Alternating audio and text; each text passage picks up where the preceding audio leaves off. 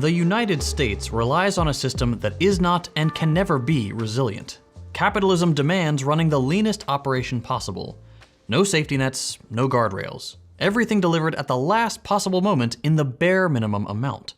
Corners cut at all levels of enterprise. When all the reasonable cuts have been made, then they come for the nickels and dimes. That means stripping benefits. No more pensions, no more healthcare, no more vacation time or parental leave. It means moving from employment to gig work, full-time hours to piecemeal contracts.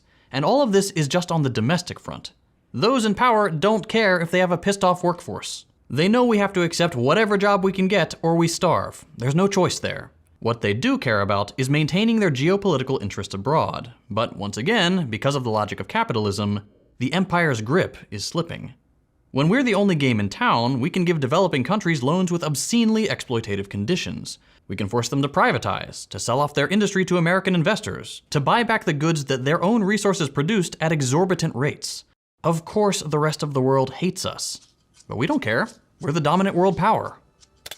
So in our arrogance, we outsource all our manufacturing to China to cut costs. Meanwhile, China has been taking the long view, thinking 5 years ahead, 10 years ahead, following common sense development plans, raising the standard of living of their people, building high-tech, modern cities that blow our infrastructure and productive capacity out of the water.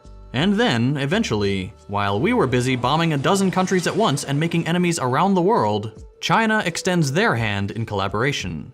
Now there's a second economic superpower in the mix, one that offers development aid without the ridiculous requirements, one that benefits all involved parties, that looks ahead to a more connected, collaborative future and not one of imperialist domination. It's no wonder the US is losing trade deals and borrowers left and right. They're simply a better alternative.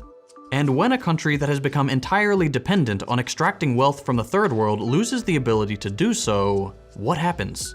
They lash out. They get more violent. They start proxy wars in geostrategic locations to try to regain the upper hand. When a more lucrative or more strategic option becomes available, they dump their previous lackey and leave them to implode and be carved up by foreign investors. There's a reason we're looking at war with Russia over Ukraine, war with China over Taiwan, and war with the entire Arab world over Israel. It's because war is the last chance the US empire has to give itself a shot in the arm and limp along for another few decades as the dominant power. Will it work? We'll see. But here's the thing we really need to internalize. We now live in a time where there is no longer anyone alive who remembers a time before American global dominance.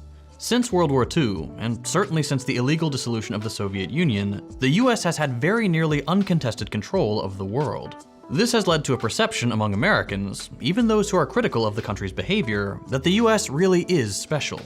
That our empire won't go the way of all the others. That somehow we'll overcome all these challenges and avoid collapse or fading into irrelevance. We all have to grapple with the fact that this will not be the case.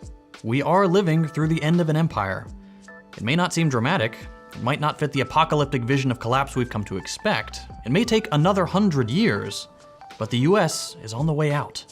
The contradictions have become so sharp and the failures so frequent that it should be clear to all but the most devoted acolytes to the cult of capitalism that the American empire has begun to wane.